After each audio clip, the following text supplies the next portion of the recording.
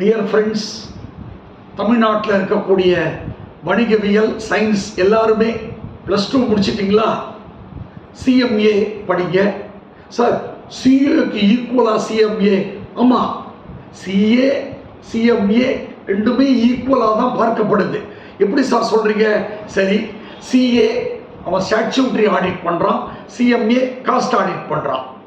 CA practice பண்ணுறாங்க, சிஎம்ஏவும் practice பண்ணுறாங்க. சரி, சிஏ குளோபல் லெவல் ஆப்பர்ச்சுனிட்டிஸ், சிஎம்ஏக்கும் குளோபல் லெவல் ஆப்பர்ச்சுனிட்டிஸ்.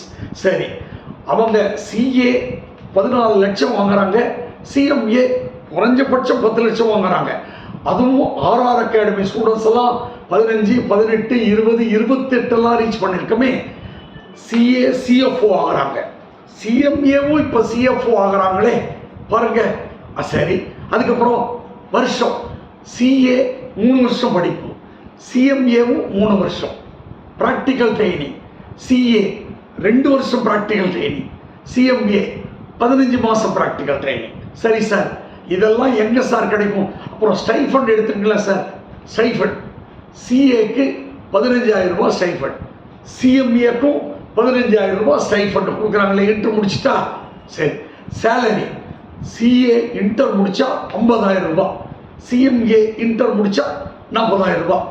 சார், அப்போ எங்கே சிஎம்ஏ படிக்கலாம்? வாங்க, RR அகாடமி வாங்க. எங்கே சார்?